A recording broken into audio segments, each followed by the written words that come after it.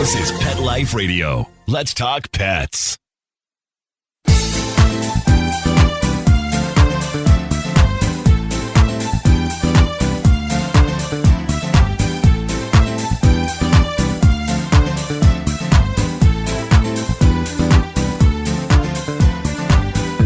Hello, my cat-loving friends. You know, Rita and I strive to discuss every area of cat life, and there's one nobody wants to talk about, and that's their passing.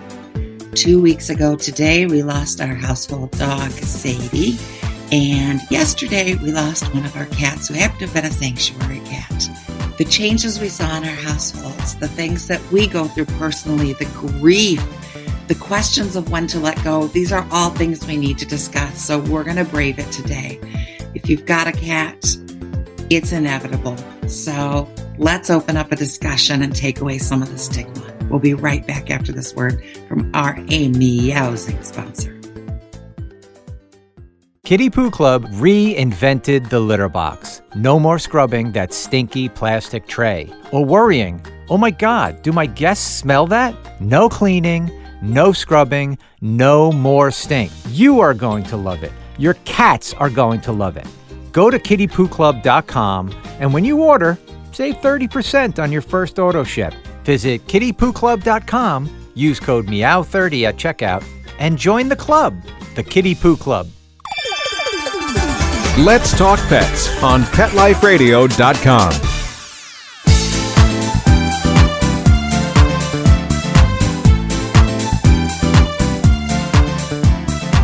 Welcome back to 19 Cats and Counting. I am your co-host, Linda Hall, here with my gorgeous BFF, who I missed terribly because last week at this time, we were apart I was again. In the room with her.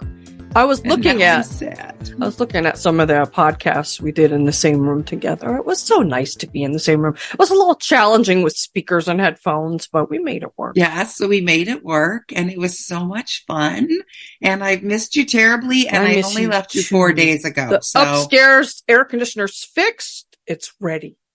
Well, 2 rooms, no waiting. I brought my son and his significant other with me on this trip, and they're both talking about moving in with you and leaving me, which I'm really unhappy about. If they'll do my floors and wash my windows, yes, please. That's what you told them, and they're like, free rent for clean. We'll clean. They're on their way. Sure, they can help with integrations. They're responsible for taking our new sanctuary cat, Zuki, we call him, and turning him into somewhat of a loving cat.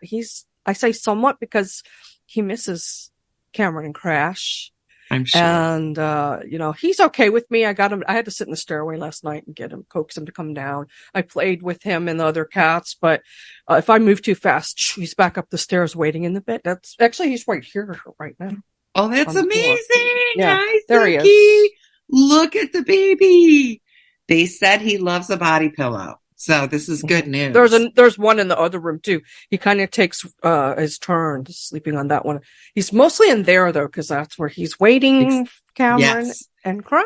They said when they stripped the bed and they were trying to put things together and reduce their footprint that they left you. And Cameron said, we decided we couldn't put that body pillow back on the bed. No, that lives up there. It's okay. That lives up there. That's always. I said, Rita puts the cats first. This is not something you need to apologize for. Zuki is 10 years old and you adopt a lot of seniors. So today's subject, you've had a lot of experience with. Sadly, they don't stay with us very long. I had Mimi that was with us a couple months.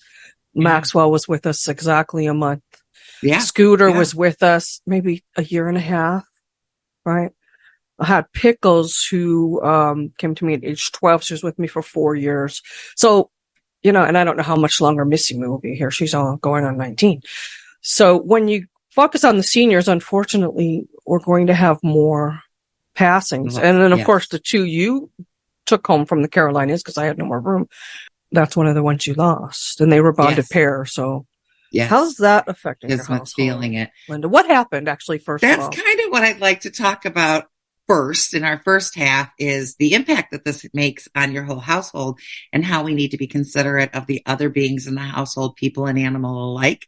And then the last half, we can talk about how it affects us personally, the guilt, the hesitance to adopt again, all the things that we feel and we hear from our clients, right? There's a lot about this topic. So if we make this into 2 episodes, I don't have a problem with that. We'll just have to see how it's going, and Like Mark can split it up for us if we go over.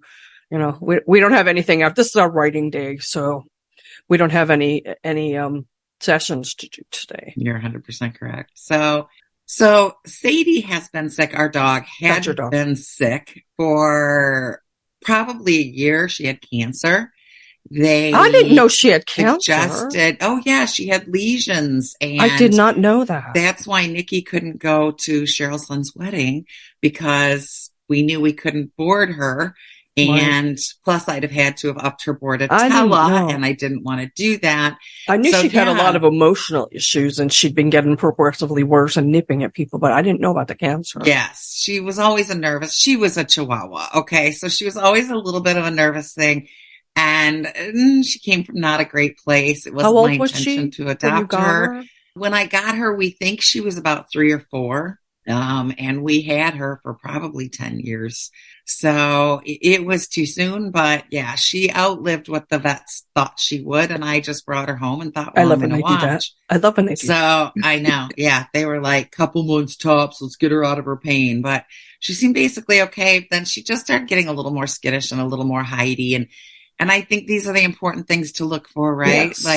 Quality of life isn't just about pain. Dogs are certainly better at showing their pain than cats are. True. But we also watched her just retreat. And there were times I showed you where she'd walk under my bed, not all the way under, just kind of part way, and face under the bed and just stand there for the longest time. Mm-hmm. And it's like, this isn't right. Okay. This ain't right. She's not happy.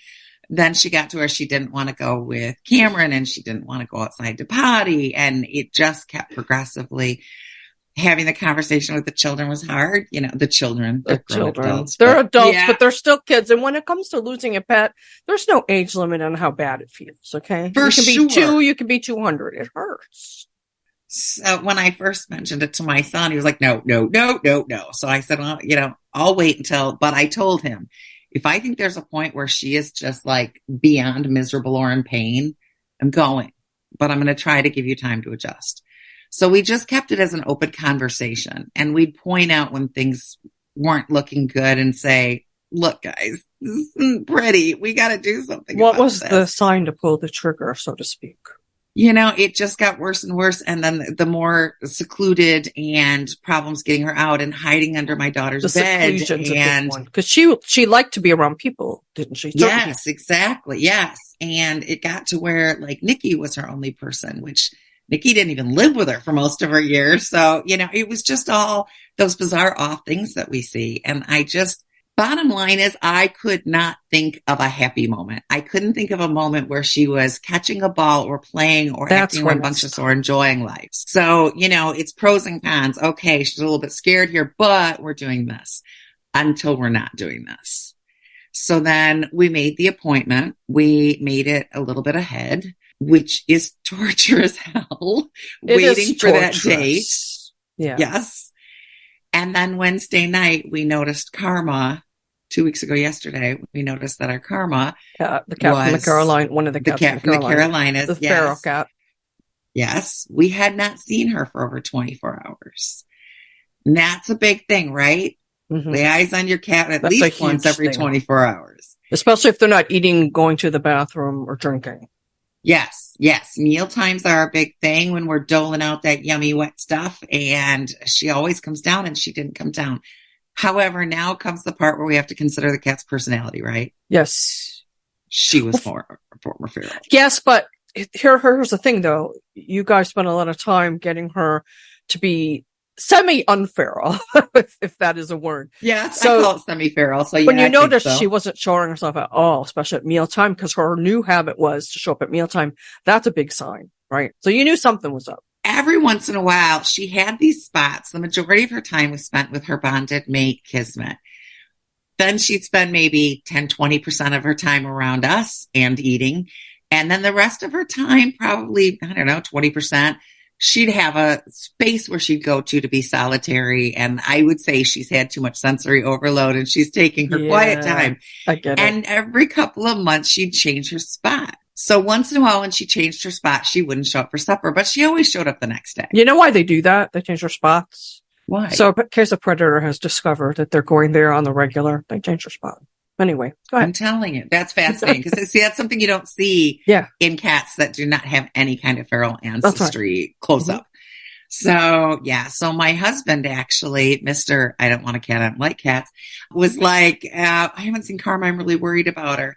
So I said, I yelled out to the troops, everybody keep an eye, but then it kind of started bothering me. So then I said, okay, if a cat is dying, they always find the last place you'll look, behind the fridge, behind the stove, or in your house. Yes. Yeah. My punky went behind the stove. He tried to go up underneath the piping in my bathroom jacuzzi tub. Remember, I had to seal it up. Yeah. So he tried to go behind. He went as far behind the refrigerator as he could. But see, out of nature, they do that for one, to lead predators away from their clutter.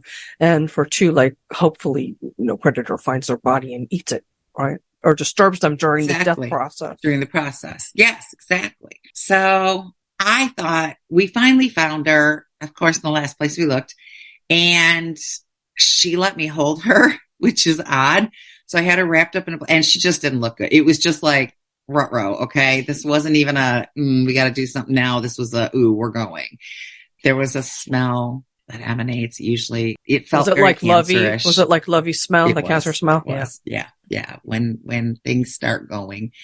And so I held her. We really thought she was going that night. The closest emergency vet was like an hour and a half away. And I didn't want to torture her. If she was going, I was going to let her do it in my arms. So I stayed up until 7:30 in the morning when Brian got home from work. No sleep, was just exhausted. Yeah, and I think we had sessions the next day too. We did. So Brian made her up. She loves boxes in the dining room. So he made her up a box and he put her in there and she stayed in there all day. If you opened the flap to peek in on her, she would close the flap back up. It was the craziest thing. Part that's amazing. The things, Linda, always the behaviorist, right? And maybe to take her mind off what was happening, made note of things that happened along the way. For one, because she knew she wanted to talk about it. And for two, I think it was a distraction, Linda, because there was really nothing you could do for her at that point. What if you wanted to take her to the vet to get her euthanized? What happened when you tried to pick up the bra? She flipped out. And that's key to the end story of yesterday, too, because she got very upset when we tried to touch her. Well, first, I'd like to talk about the other cats. Yes. So that night, obviously the smell, they know she's dying. Not last night, but the 2 when you weeks first ago. Okay, 2 weeks ago. Every cat in the house, except Tiger, our grumpy old man, he was not having it. But I'm not surprised. 10 out of 11 other cats came one by one. They walked in very respectfully. They seemed thoughtful. Deadpool, who is a maniacal, crazy, energetic, sometimes jerk, came in so quietly and quietly proceeded and then stopped a couple feet from her and looked at her and sniffed and opened his mouth, which we know the Jacobson organ is in there. So he was really trying to get a sniff. And you kind of heard that snorty, like a snore almost. Yeah. And so, I'm stuck watching him. And then later he came up closer, sniffed the blanket, never actually touched her, looked at her for a minute, slowly walked away and got off the bed. Slower than I've ever seen. Kismet, her bonded mate, he laid on my daughter and show this picture. Show this pictures on your phone you were showing me. Just grief. They were very bonded. I mean, yin and yang. You didn't see one without the other until she got sick. So yes, 100%. This is very hard on him. And my cats, while you're looking for the photos, I wrote my book, Sadie's Heart, which we'll talk about later.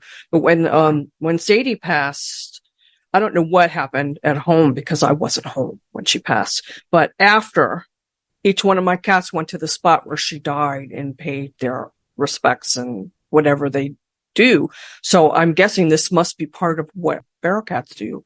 And I would really love, if you're a feral cat expert and you know a lot about how clouders operate, please contact us at support@catbehavioralliance.com because we would love to have you on our podcast and discuss more about the natural ways of cats that haven't been exposed to the indoors and how they may or may not parallel what we see. So this is that night, and he's looking over at Karma. Look how big his pupils And are. yeah, oh yeah, they're huge. Yeah.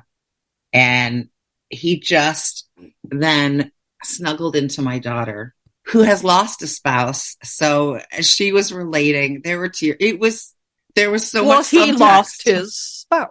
Yes, was losing, and he knew it. He never came close enough to touch her. I was on one side of the bed. Nikki was on the other side where my husband sleeps because my husband works third shift. And so Kismet was next to us, but he wouldn't touch her. Most of the cats did not touch her skin or her fur. They don't want to get that came close to smell the on. blanket. But each one at a time, and there was no crowding. It was each one at a time, up, looking at her, sniffing a little, stopping, contemplating, and slowly going off. So, yeah, you could almost read speech bubbles above their heads, right? They're paying tribute and honor and saying goodbye, right? Exactly. I think it's like when hospice calls and says, you need to get here now, right? So, but then, of course, she didn't pass. So it went on, and she's looking worse and worse. I don't know how she lived as long as she did. I really don't. I don't know what made her, but she made it clear she wasn't ready. She wasn't ready for you to take her. She made it real clear.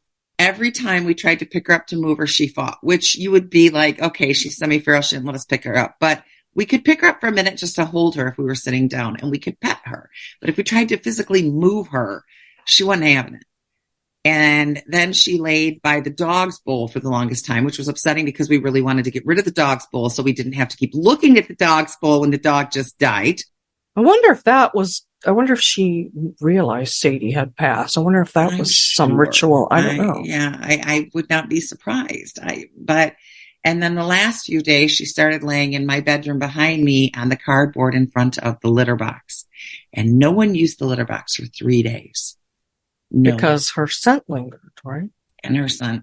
They don't want to be near that cancer smell. I mean, again, out in nature, they avoid those things. They protect themselves. Exactly. So that was something. So finally, and what did you tell me just before we started? They're also not touching the water fountain. Yeah, they're not drinking out of the water fountain, which she really wasn't over there at her death. But I think it's just, I'm not getting as much. You usually see at least 3 or 4 cats in here. Yeah. There has been 0 to 1 to 2 cats in here. Well, that scent lingers, Linda. They have how many more scent? Oh my goodness, yes. Molecules. We have cells. 2. What is it? We have 5 million, and they have 200 million olfactory sensors, so not including their Jacobson's organ.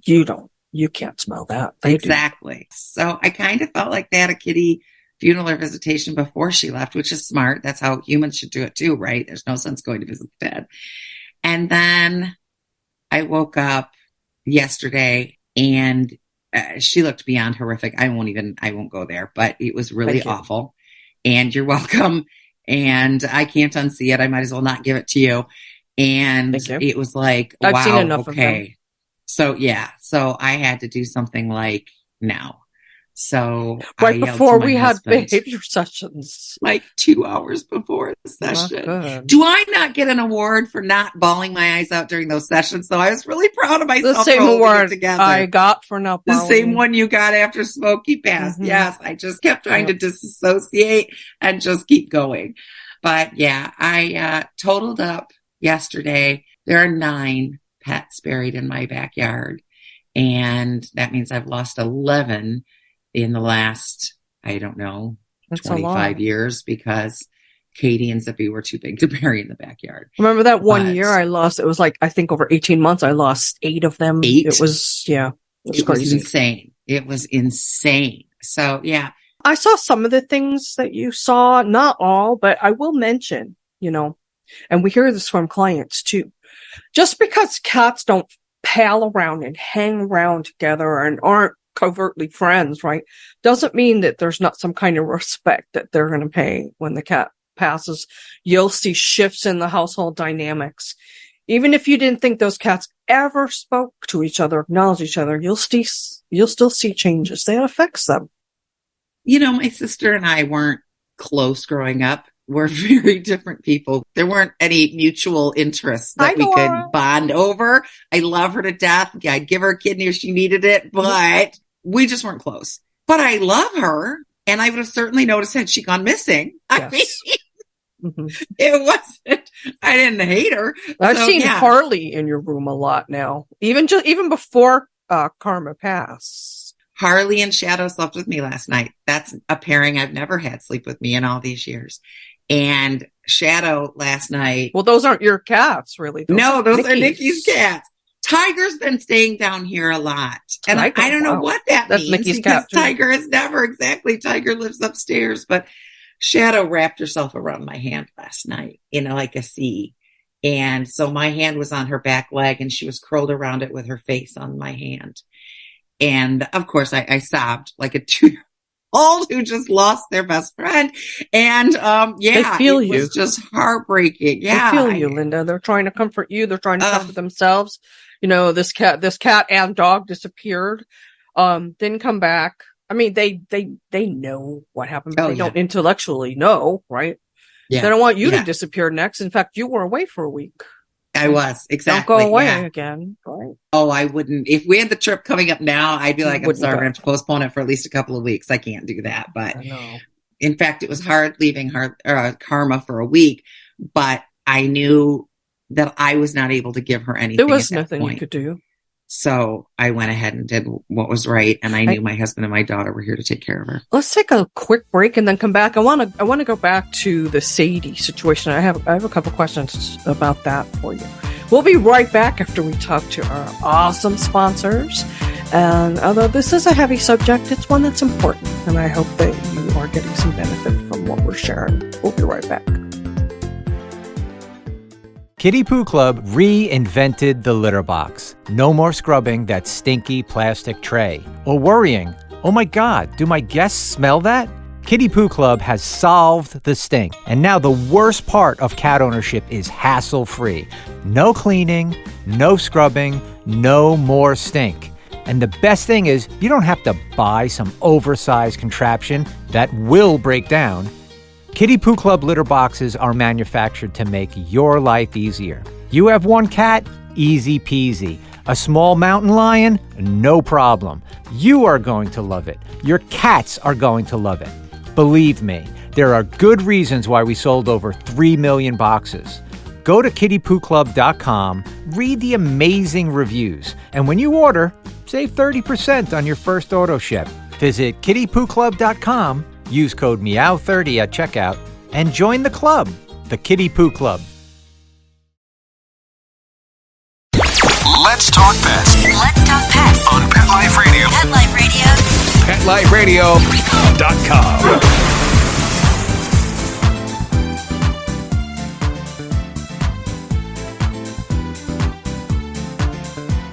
Welcome back to 19 Cats and Counting with your hosts, Rita Reimers and Linda Hall. This is the end of part 1. Tune in next week for part 2 of this podcast. And remember, every day is Catter Day. Let's Talk Pets, every week on demand, only on PetLifeRadio.com.